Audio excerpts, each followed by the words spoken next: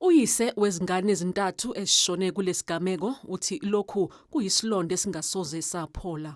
Bathi kimi ngistrong kangakanani for ukuthi bangihamba bangibonisa abantwana nogogo. Ngihamba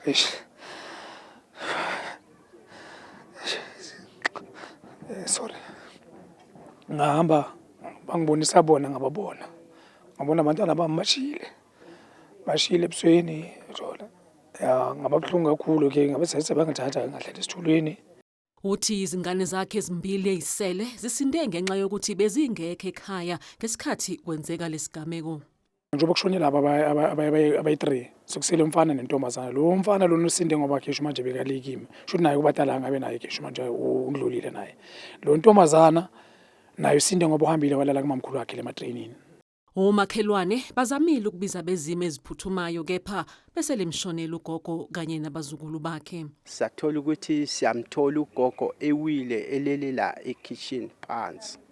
Samkhipha ugogo sathola nomntwana lona 9 to 10 years naye samkhipha until size sithole lemizimba labantwana abayi2 ama-twins abalana 2 to 3 years old kodwa beseshile and eseshonile.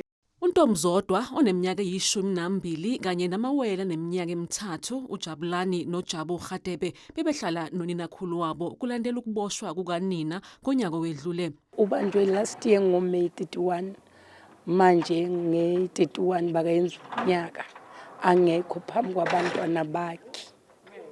Cela uNkulunkulu amncede abe strong angabi njani laba abamphethe abasikhulele yena. Umndeni ucela usizo lokufihla ngesizotha amalungu awo. Bengicela nje usizo ukhonayo khisho manje ke unamandla ukuthi angisize.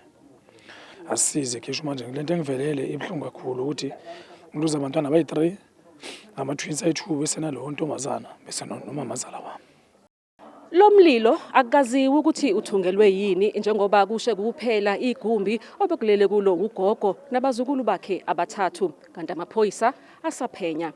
Ezindabeni zethu kumzansi wethu Channel 163 ngingubongile Hlongwane eduduza.